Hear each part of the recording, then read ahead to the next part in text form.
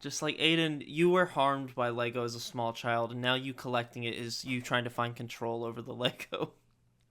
No! No!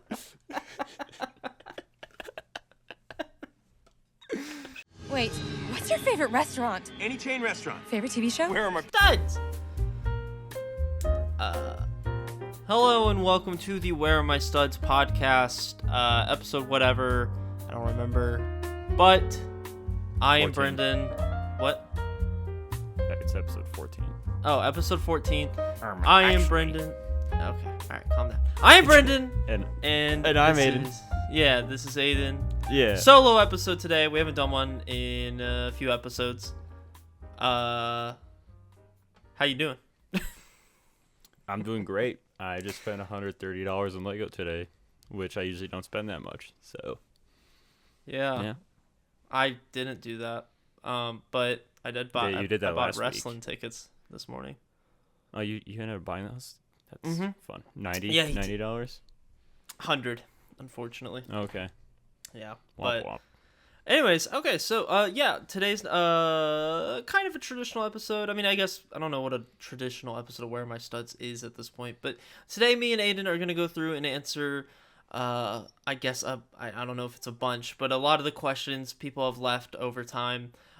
We just thought it'd be a fun episode just to answer a bunch of questions, and I'm sure we'll spiral out of control with the topics from there.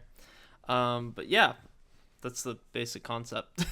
Do you Also- want me to, expand on that? Okay. Oh yeah, here's I want to mention this. If you haven't listened to the last episode, episode 13 with Levi in the fantasy draft, do yourself a favor and go listen to that. It's my favorite episode of the podcast, and I feel like a lot of people are sleeping on it. And vote as well. Because Brendan's currently winning because we only have one vote, and I don't like that. So we need more votes. We should probably put a poll up on the YouTube Oh, yeah, channel that or could help. something. Yeah, it's too much work. I hope I do win because my picks were the best. But anyways, yeah, so we got a few questions here. We're just going to answer them and take our time with them, and hopefully it's fun. And yeah. All right, so our first question is from Skinned Ham. That's a crazy Yeah, that's a username. name. He says, question for next episode. If you guys had to get one Lego-related tattoo, what would it be?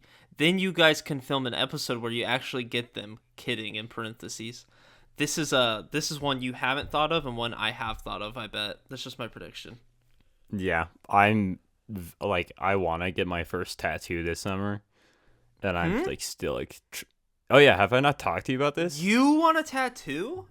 Yeah, wait, you don't know this? Yeah, I've been. That's so crazy. My rule with a tattoo, even though I don't have any, this is like my rule I've always had in my head, is you need to want it for 2 years, and it has to mean something. That's like my rules for myself, and I'm coming up on 2 years, soon. So I've been thinking about where I would want to get it, and like where I would go and stuff. So yeah, I will probably get my first tattoo within the next year, I'd guess. So yeah, it's not gonna be Lego related, but yeah.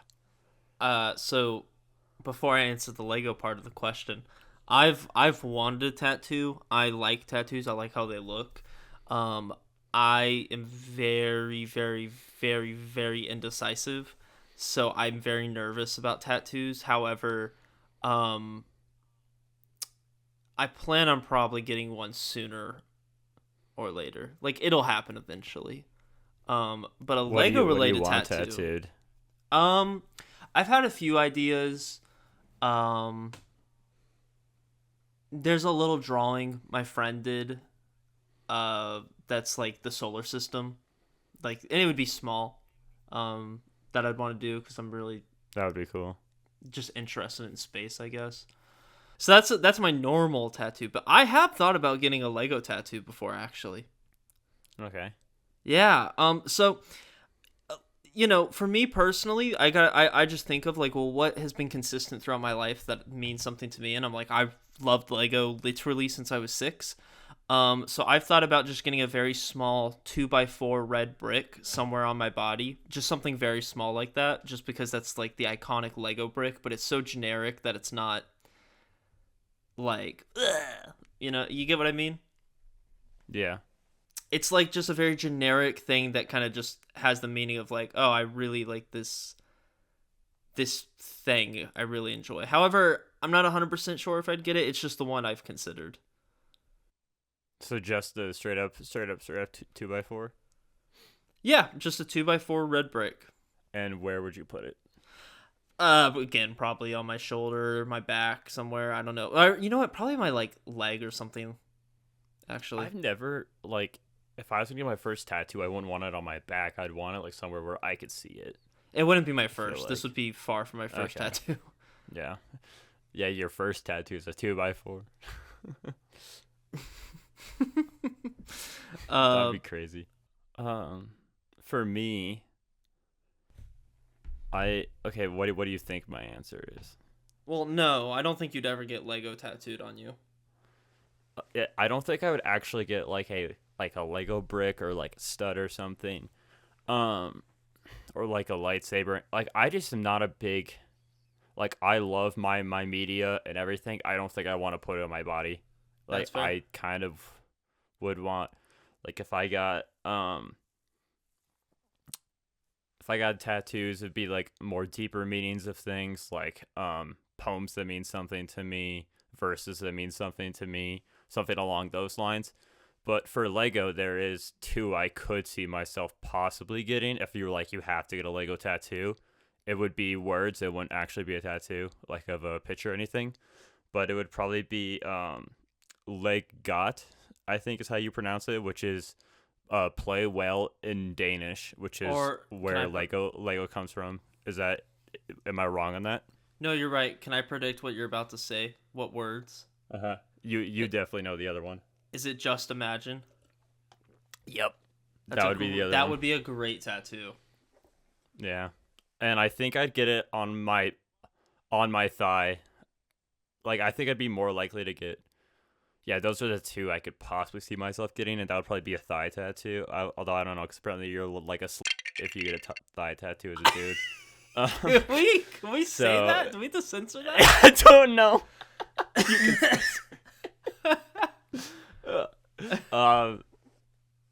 But yeah, I don't know.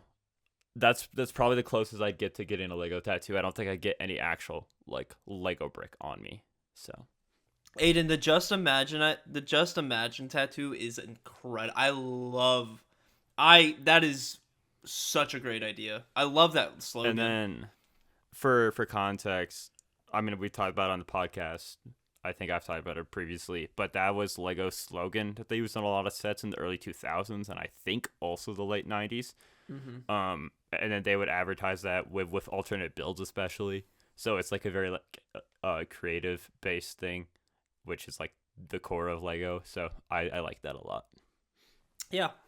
And so yeah, that was a fun question to discuss actually. Okay, so next one is from one of the guests of the show, Blackwell Bricks, aka Caleb. He says, and I actually like this question a lot. He says, question for next episode. What was one of the initial reasons that made you get into Lego versus how has that changed for you today? Is it the same reasonings or has it developed into something new? It's a good question in my opinion. You want to take it first? Sure. So I've said it on the podcast, but I don't have a very fun reason I got into Lego. I got into Lego for a couple reasons. Initially it was just because I don't know, it was a toy and I liked toys as a kid. But it was because the SpongeBob line of sets, I really liked the idea of being able to buy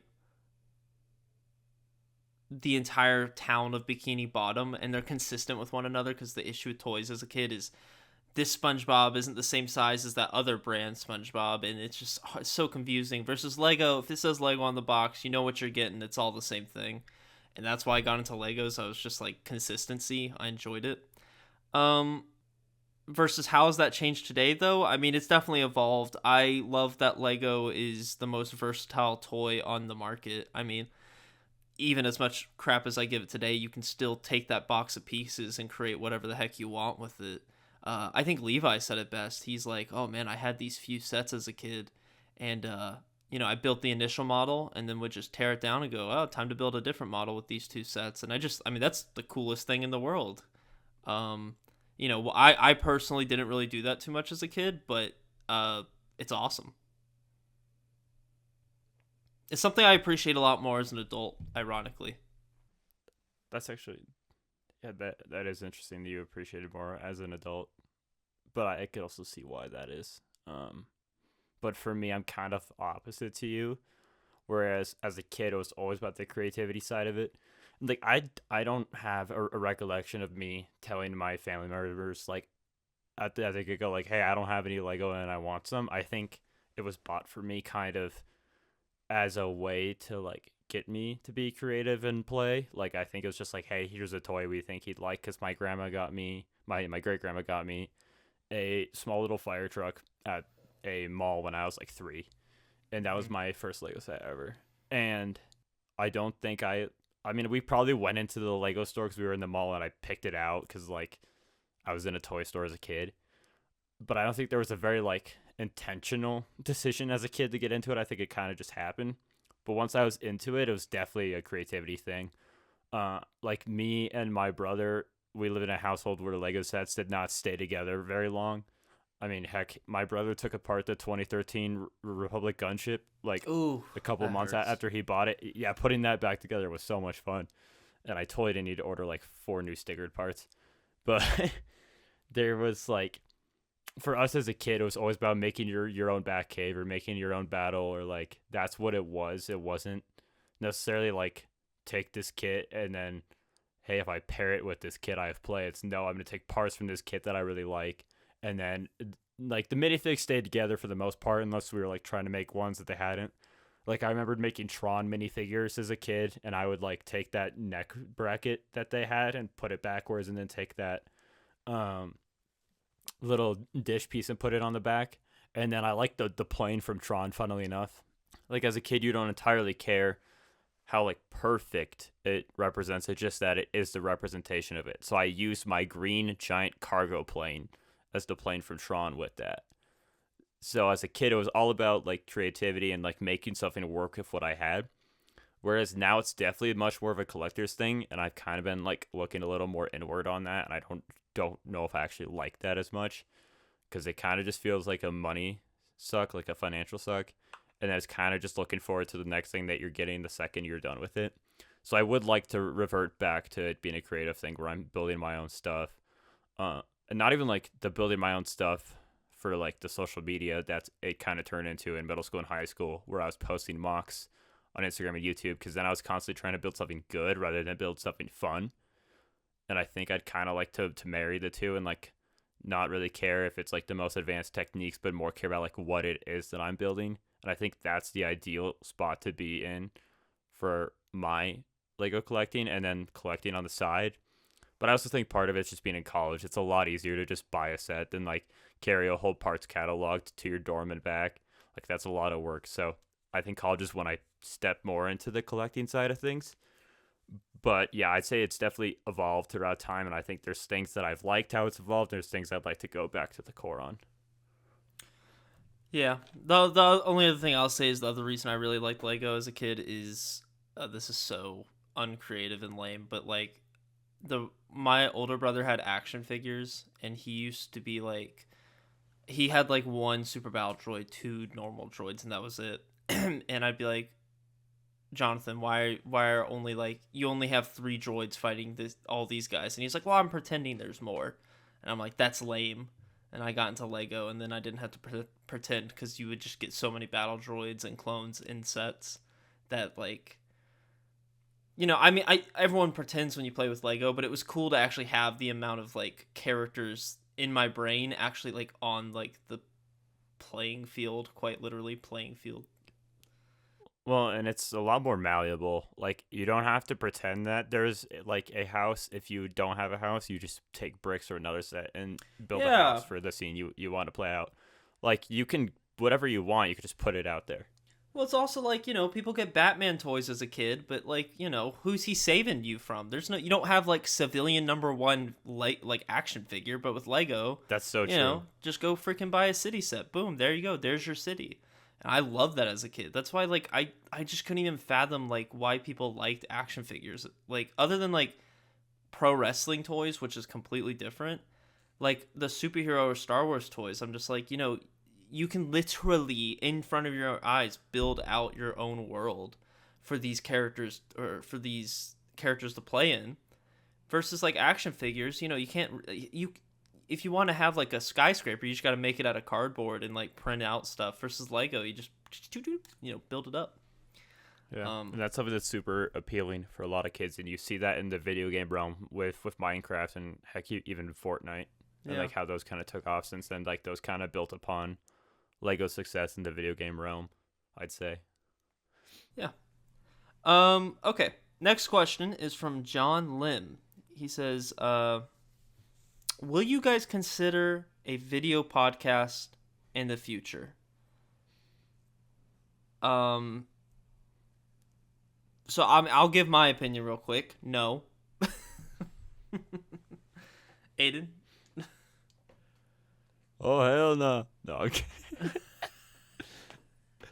No is the short answer. The longer answer is, I don't know how obvious it is, but some of these are pretty heavily edited. That's why we're such good quality. Yeah. No, I'm kidding. But having to throw in video on top of that, like, that's just way too much editing for a podcast where, like, we're not making money off it. It's kind of just a fun thing we're doing on the side. It's a lot more casual and easy to put out. Maybe, like, one time we do a video one or do, like, a live stream. I'd much rather do a live stream if we're doing video, honestly.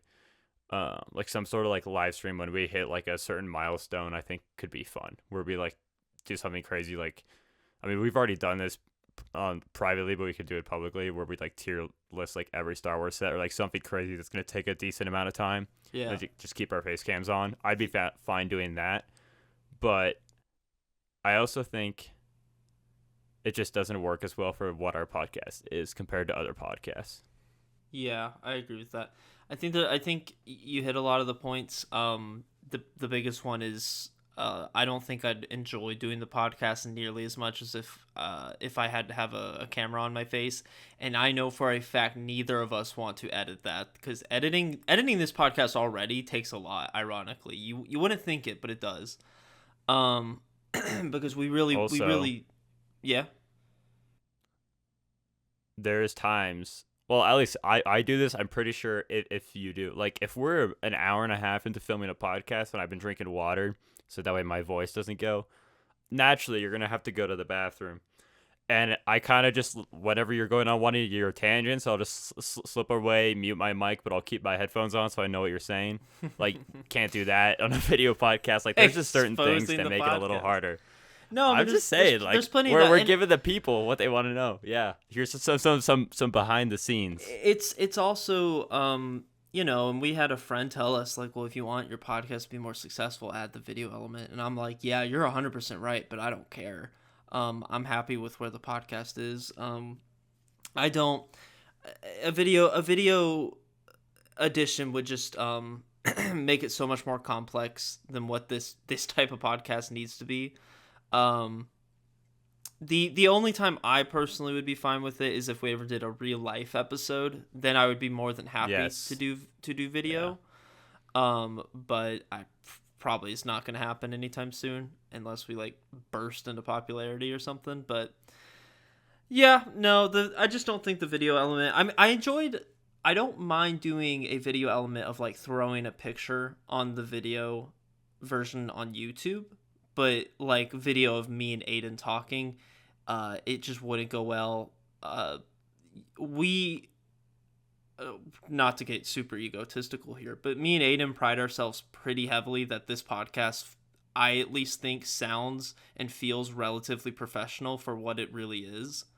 And not to get egotistical again, but compared to a lot of Lego podcasts, I think this is a way more edited and polished product. And we would have to get rid of a lot of that if we added the video element. Yeah, and then I'd have to worry about lighting and stuff, and like looking in, like, do I look into the camera when I talk, or where do I look? Like, that whole thing, is just a whole nother side of it.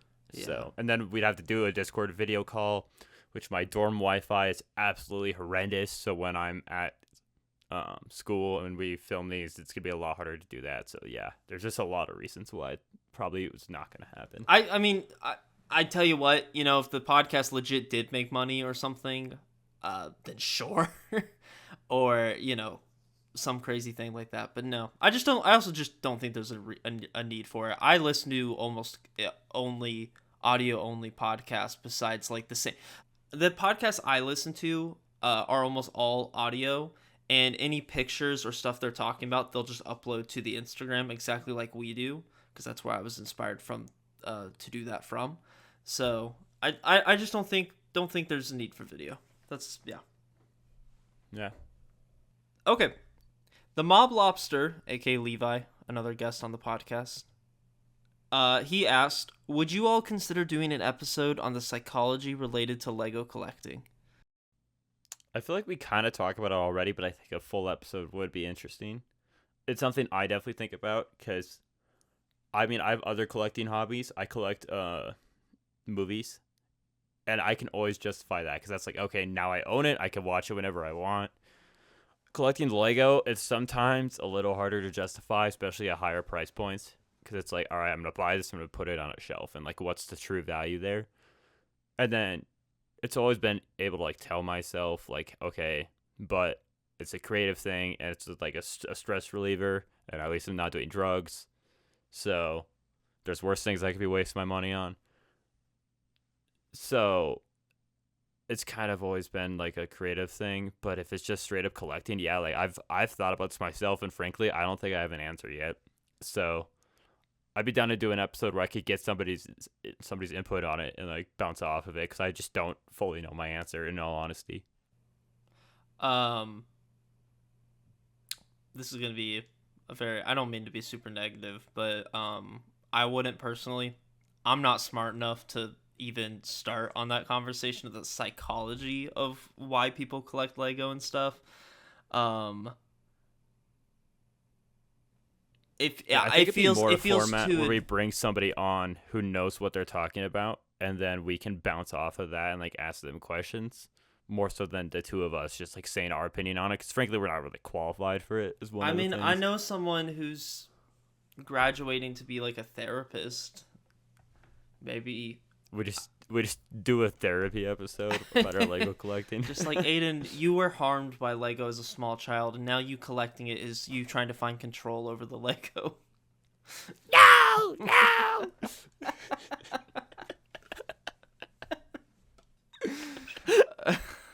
This is such a stupid. I wouldn't be against it if we did an episode kind of like that, where we brought someone that actually knows what the heck they're talking about, versus me and Aidan just trying to guess, be like, well, It's probably because it's pretty. I mean, it's an interesting discussion. What is the psychology behind Lego collecting? Because no idea. I just do it. I just put the fries. I feel happy. Yeah. You say I'm just put the fries in the bag? Is that what you say? Yeah, that's what that makes no sense for this I context. just put the fries in the bag. You're I just put the money. My mother trying to like, who sees like one meme and applies it incorrectly for like the next week. Wop wop. Well, okay. Thanks, Levi. Okay, the last question comes from MK Brick Creations, also known as our friend Max. He asked, do you think that engagement with the LEGO community leads to a positive or negative outcome in the future life? Like, for example, I would say my engagement with LEGO has helped with me in architecture. Feels like kind of an open question to me. Yeah, I can take it because I have a way I could go with this. Go I'd ahead. say for me, especially in the Lego community, especially if you're posting and interactive, like there's things you're gonna learn that aren't just Lego related, like, well, not social norms, but like how to light and how to edit is something you're definitely gonna have to learn if you want to post like set reviews, mocks anything. So there's like skills you're gonna learn outside of Lego, and it just teaches you to be like look for like creative solutions. Like I've always held to the fact that like a good builder actually doesn't have every part at their like in their collection. They're gonna have to like make something to work with a more unique thing. So it teaches problem solvings in that way. And then one of the things I like the most about like the actual community itself as a whole is you meet so many people who do so many different things and get to like make connections that way. It's a lot of film people in the Lego community, so if you're into that, it's a good place to meet a lot of people for that. I could definitely see how architecture, like building, weight bearing stuff like that, is something you learn like especially at a young age, and you can develop that into an architecture career, like I know Max is doing. So I could see so many ways that it can play into other things in life. Yeah, you went for the pretty positive route, but let's take the negative route. How can No surprise for you. Okay, you know what? Let's go the positive route. I mean, engaging with the Lego community. Like I said, this is a pretty open question, but I mean, like, it's improved my life. I mean, I have a podcast because of it, which is fun. I never thought I'd really ever do an actual podcast. Same. I met two people that I would consider some of my best friends that I have, being Aidan and Ethan at this point. I so thought you were like Ben and Ethan and just like flame me. Oh yeah, I would put Ben in there actually too. Yeah. Which is why I forgot about him, of course. Yeah. There's a lot of cool stuff about engaging with the Lego. I mean, it's interesting because you think of like an isolationist Lego fan, right? Like that's just a casual Lego fan, if you will. Yep. It's a guy that watches. That's like the stereotype. It's what? Like that's like the stereotype that you like think of. Well, it's just like mind. You think of the casual guy that watches the occasional, Jangbricks, David Hall, M&R, Cheesy Studios video, and then he moves on with his life, and that's it. Versus the well-rounded, knowledgeable person in the community that knows the niche stuff. I don't know. For me and you, it's going to be mostly positive because me and you are semi-socially normal, which helps. Aw, you really mean that? Thank you. Yeah, sort of. But what are the negatives of like engaging with the Lego community? Well, there's some real freaks in the Lego community, so there's number one, and you'll meet people you don't like. As long as you steer clear of Bionicle fans, you'll probably be fine. No, I'm just kidding. The negatives, I feel like the negatives kind of I would say they exacerbate themselves if it's your problem, especially like if you're a drama-filled person and bring it here, you will find that. Oh, you will like, find kind of whatever you're looking for. I feel like you'll kind of find it here. So if you just kind of are not the kindest person, I think you'll find a lot of drama. If you're somebody who likes to be pretty contentious about stuff, I think you'll find a lot of room for, well, we'll call it light debating, which is not so light sometimes.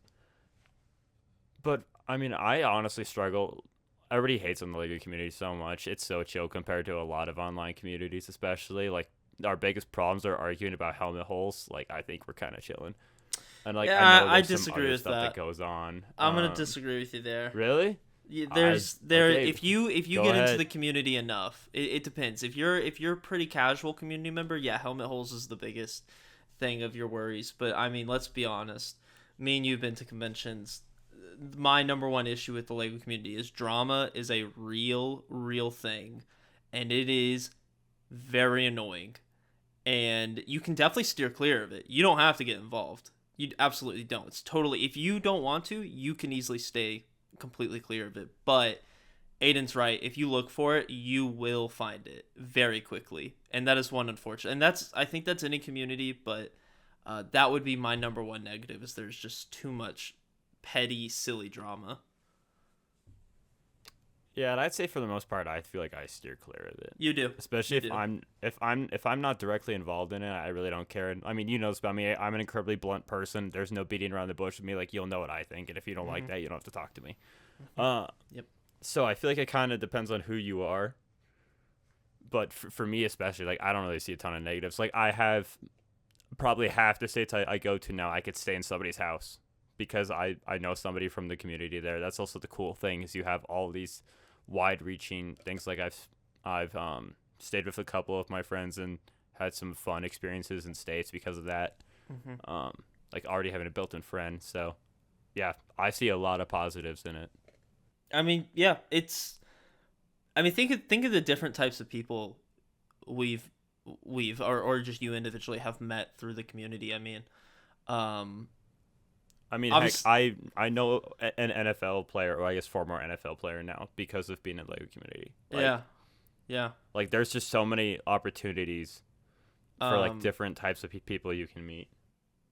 One of the coolest things about being in the community, especially at a being a fan of Lego online content at least, is growing up and befriending people I would watch like as literally as a child, like David, and freaking hosting what borderline was a podcast back then, his live streams with him for like a full year. I mean, that's a crazy thing. I don't know, but like and then eventually you kind of hit that crossover point where it just feels normal and they're just another person and another friend. Yeah, it's something that sometimes I feel like you just kind of got to think about and you're like, oh, that's crazy. Like I met I'm sure everyone knows him, Forest Fire 101, who made the old Lego Batman. Yeah, well, he made the old Lego Batman animations that everyone watched and the Duck song. And I met him at Chicago that one year we were there, and that was just kind of a crazy experience. Like, not that I fanboyed, but it was just weird. I'm like, oh wow, I used to like freaking love this guy's videos like to death. It would be what I watched. Did he make the Duck song, or did he just make the video for it?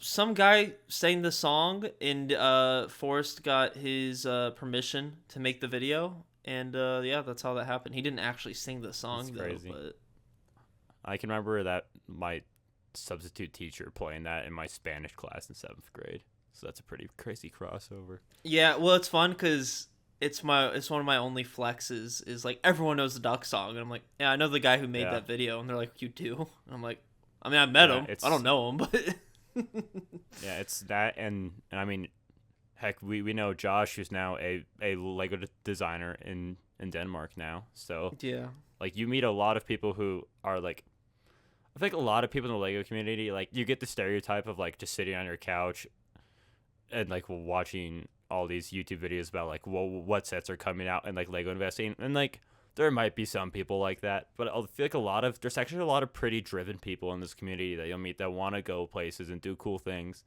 because usually the people you meet aren't boring in this community is the other thing. Like they all kind of have these like crazy goals. Like one of our friends, Ethan, he made this crazy good short film for how young he is that feels straight out of a Tarantino movie.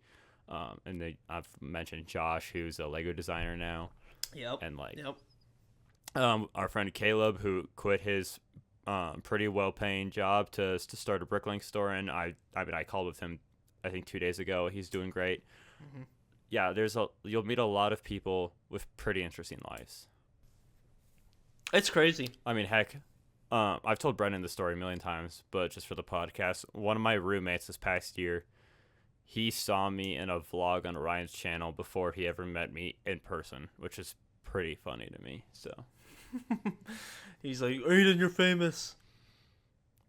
No, it's so funny. He told me the story. He was like, because he came over for a birthday party for one of our friends, like at my dorm, because we weren't roommates all college just this past year, and he told me that like he came home, he was like, that guy looks so familiar. I don't know where I saw him from. And then he like watched like a video like the next day, and I was like, oh my gosh, it's the guy from the vlog. And I was like, yep, pretty funny. It's so weird.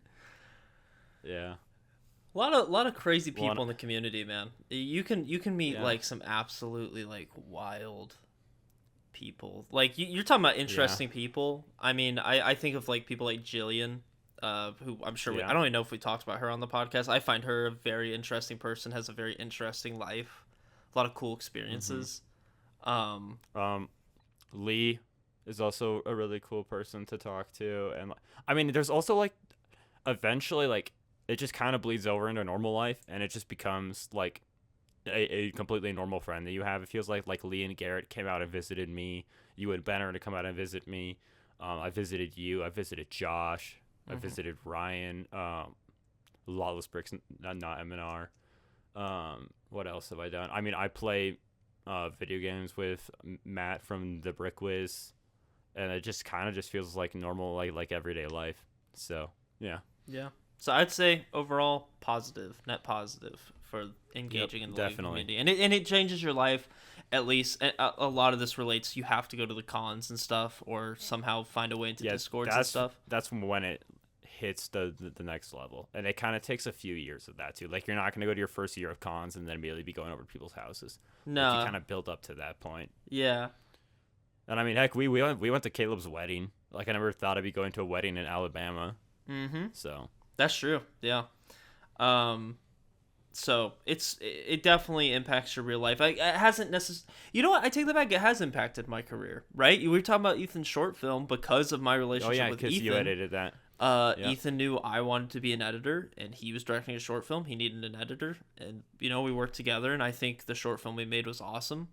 And that significantly something I'm gonna show on my resume. Be like, hey, look what I made here. And I never would have gotten that opportunity if I just didn't go to Brick Fair.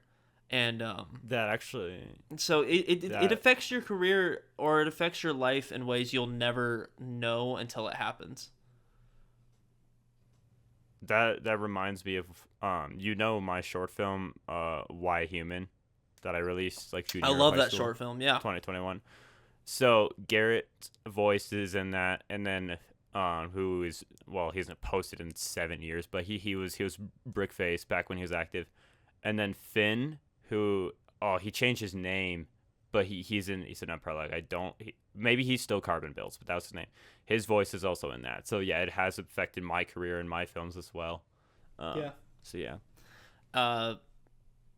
And you know what's crazy to me is like I feel like at a certain point I would have stopped meeting people because relatively when we go to a LEGO convention, we typically stick to that Empire lug bubble, not exclusively, but yeah. I would say largely. And yeah, I still am continuing to meet new people and befriend new people, like Playmation, who I absolutely love. He makes incredible animations and stuff. I've been talking to him a lot more recently. I'm trying to think of like other examples, but like the ball doesn't stop rolling, shockingly enough, at least for me. I'm continuing to meet new people, talk to new people. Yeah. Which is cool. Well, and I think it kind of teaches you that for life. Like, I think I've learned networking a decent amount through the LEGO community, actually. And I mean, Ryan Lawler, one of our friends, he talks about it all the time. Like that LEGO conventions are a great place to network. And I mean, that man has LinkedIn open half the time he's at a LEGO convention. But that's like another aspect of it. I mean, there is that thing that you think like, hey, I'm probably hit my peak of like meeting new people and stuff and like doing new things. But there's always that next thing. And I mean, that's just how life is too. Like you kind of think, well, I've kind of hit this like flat point, but there's always like another thing that's just right down the road. And that happens in the LEGO community as well, where you think you found your like main friend group or your main core. I mean, me and Ben didn't talk like barely at all the first like 4 years. I mean, I knew him like that whole time, like the first 4 years of cons, and just this past year I've gotten to get to know him more. So there's always that next step and those next people in life and in the LEGO community. Yeah. So engage with the LEGO community. And Yes. I don't want to just sit here, because I remember when people would say this to me back, when I was like 16, before I really was involved all that much. And it's like, well, that's just like, how do you get involved in the LEGO community? Cons is the number one thing I'd say. And you can't just show up to a con. You're going to have to put in the work to try to meet new people. And even then, it's still not as easy. It's easier said than done. But I would say put yourself... It's also... Go ahead. I was gonna say, I just say put yourself in the right places to meet new people, whether that's Discords. Discord is really where I really started to talk to new people, just from being in the chats a lot, and I would join voice channels, and the other people would join, and I'd start talking to them. Um, that's really the way I kind of got engaged with like the side of community that I'm on now, of course. Yeah. Or just be And I cool and kind of feel, get invited to David's yeah. live streams. Oh my gosh, shut up. And I kind of feel like a mom of a middle schooler here, but like, I mean, just put yourself out there. Like, you're probably a cooler person than you think, except for like the 1% of narcissists in the world.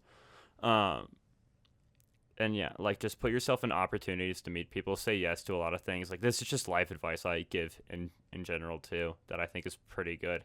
And it is gonna be harder when you're younger in the community, and you're not staying with other people in a hotel rooms, and you don't have control necessarily about like what cons you can go to. But you'll still make a decent amount of friends in that time. And there's friends that I made when I was 14 back in the community, and I'm 21 now, and I like am still friends with them. And it's, I mean, like, ones that you think are going to last a long, like, they drop out of the community and they leave, and then, like, new people come in. Like, there's always something new in life and in the community, so just be looking for it and saying yes to things, putting yourself out there. I got a question for you. Do you Yeah. feel, this is going on a tangent, but who cares? Do you feel like there's less young people in the LEGO convention sphere than there was pre-COVID? Because I think yes. Well, you didn't go to a con pre-COVID. I didn't, but I saw vlogs. I think here's what I think. I think Lego content creators back in like pre-COVID, the oldest they were typically were like early 20s or like late high school. And like that's kind of the generation that started the content making. But now that we're like 10 years out and they're in their late 20s, that's why it feels that way. Is because back then that's the best of the best content you could get for Lego was like Chris Productions when he was 16 or 17 making a clone base. But now we have content creators that are 27, a lot more access to resources, tools, money, time.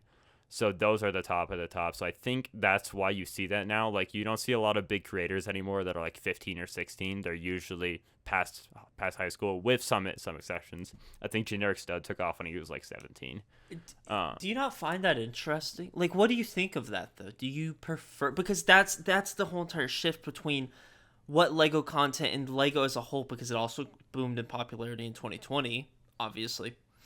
I think it is part of why we've gone away from the core of creativity and building and just enjoying the creative process to a whole collecting and investing side of it, because that's just naturally how your brain is probably going to shift as you grow up more, and you're going to be more financially focused than you were as a kid. Like, you still care about money as a kid. Like, I remember I knew what how much I had to save up to get a set and stuff like that. But once you get older, you start having more access to these financial resources, and you can invest that time in like buying sets that you see on clearance and like buy 5 of them. Like, you can't do that as a kid. You have to pick and choose the ones you actually want, and like reselling is something you probably don't even really think of, unless your collection's like huge and you're just like given a ton of chore money, or like your parents just buy a ton of stuff. So I think that is why part of the reason we have seen that shift from like the more mock based content. I mean, I remember Jank City content being like the biggest thing there was on YouTube. Yeah. You don't see stuff like that anymore. Yeah. Like you see it still, but you don't see it getting the view count and the retention that it once was. Like, it's all about what's coming out next and all that stuff, and that's a lot more adult catered, I'd say. How do you feel? Because I'm sure one of the topics we've had to talk about on the podcast at this point, maybe we haven't, maybe this would be a good episode, is old Lego YouTube versus new Lego YouTube, but whatever. Do you miss the smaller, younger, independent, crappy feel of Lego content pre-2020? Before Lego influencers, that's really what it is. Before you had Lego influencers, Lego influencers, in my opinion, started in 2020. Before that, M&R Productions, Solid Brick Studios, Jang Bricks, I mean, I honestly don't know if I can think of any more. There was others out there, but like those are the three like I would say big Hmm. enough to be considered. I hate to say the word, but influencers, right? I would say Just too good so. there, but just too This good out there. this isn't a direct answer to your question, but I was just talking to somebody about this at my work actually, because they were like, what was your first job? I was like, well, technically it was YouTube, because that was where I got my first paycheck from. You got paid Um, for YouTube? was Yeah, when What? I was like when I was like 14. Yeah, that was my first paycheck ever How did is you from what? from YouTube. You didn't get many views. What are you talking about? Hey, we don't need that hatred. Yeah. Well, also the monetization requirements were different. You needed much less watch hours and much less subs. Actually, I don't think there was a sub No, limit. Like there you was just no needed watch requirements at hours. all back then. No, there was, but they were very low, Oh. very low. Like I got monetized pretty quick. So I think it was like 115. Like it wasn't anything high, but my first paycheck was from YouTube, and that's back when I did like my scare series and stuff. But back then, there's a lot more just turn on your camera, maybe pop like 4 clips into iMovie just to stitch them together, not a lot of editing. Versus now, every Lego video is pretty heavily edited. You see, and it takes a lot longer. And I was telling my coworker, like, it's like, yeah, I just don't really want to put in all of that effort into making content anymore. Like, it was much easier to do when I was a kid, and like it was kind of just point and shoot. And now it's pretty high level. And I think I do enjoy watching high level more, honestly. I think I enjoy creating the low level and the more community focused a little more. Um, but I think a cheesy studios type of content is like the content I think is like my favorite in the stage of life I'm in. But I think as a kid, like you do need those people that are like doing building series, working on cities, because like I don't love the idea of that all that the kids are watching nowadays are people being like, what's the next Star Wars set coming out? How can I get it on clearance? How can I get it cheap? What Lego set should I invest in? Or people And showing yeah, off there's their people who girlfriend. do like, What? I didn't say anything. that's crazy. Anyways, or people like there is the content. I see a lot of like building each movie from the Jurassic Park series in 10 minutes, like Ugh. that type of content, and that's the closest that we get to that. I don't love that content. I don't love it, but I think it's serviceable and fills that need. So I think there's good and bad parts to both. I agree with you. I prefer the new wave of content, but I'm also older, and I don't know what it would be like to be 15 in the Lego community right now, and the people you're yeah, looking up to are just so more advanced than you that it's not even a competition, and I at least feel like I would have felt like almost overwhelmed by it. However, I mean, not trying to get super egotistical here. I feel like I'm not helping that issue with my style of content. I use a freaking DSLR to film everything. I'd say yours is Um, a medium in between the two. I'd say. I'll take that as a compliment. I mean, I didn't mean it either way. It's just what it is. Well, one thing, like, Oh, I didn't mean it like that. It sucks, but yeah, it's absolute garbage. No, we've lost Lego stop motion basically too. Like, that's another thing. oh yeah, yeah. I feel like if this question has gone absolutely way too long, but I feel Yeah, like it's been I 30 feel like minutes. this question, or not this question, this topic of Lego YouTube would be an incredible episode on its own, actually, because I have a lot of opinions and there's so many things to discuss with it that we didn't even touch to. So maybe we should put that as an idea for a future episode. But What even uh, was the original question for this whole it tangent? was just the Lego community. You know, what's the Oh, Lego okay. community? Yeah, that makes Is sense. going into the community helpful and good? Yeah. And but yeah. To sum it Well, up, this was yes. fun. Uh, Stop talking. No, I don't care. But yeah, that's all I got for that. this was fun. I enjoyed answering these questions a lot. I also enjoyed just doing a solo episode. We haven't done one in a minute, and it was pretty chill. Uh, but yeah, next episode more than likely we'll have a guest back on. Um, should should we say anything about theoretically the idea of seasons, Aiden? Well, yeah, do it. So, also, we're just going to talk more about the. So, a lot of people could tune out. I'm sure nobody's listening, anyways. But me and Aiden kind of want to outline what the podcast kind of is at this point and, like, what the upload schedule is trying to be. This podcast, first and foremost, is fun to me and Aiden, so we just do it when we want to. That's the number one thing. But we, consistency is part of the thing that we want to do. During the summer, we hope to just keep on doing this weekly, bi-weekly, somewhere in that range. And I don't know if anyone's noticed, but on Apple Podcasts, on Spotify, on YouTube, if you go to our playlist, you'll notice that we categorize them into seasons. And the first season's like 6 episodes. The second season is 5 episodes. We're on the third season. We do plan on probably trying to get to about 6 episodes. More than likely, after, I'd say, August, there's going to be a large break like there was last year. And I'm sure there might be a sporadic episode here or there.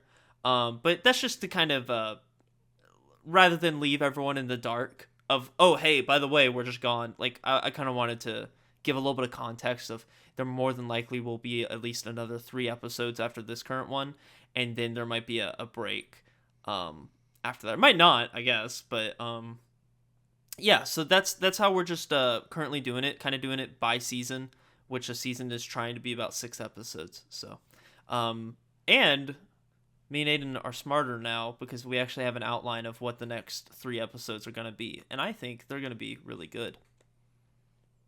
Yeah, I think the next few episodes are going to be pretty fun and good. We're going to have some guests on that aren't like immediate like best friends in the community too, which should make it more interesting.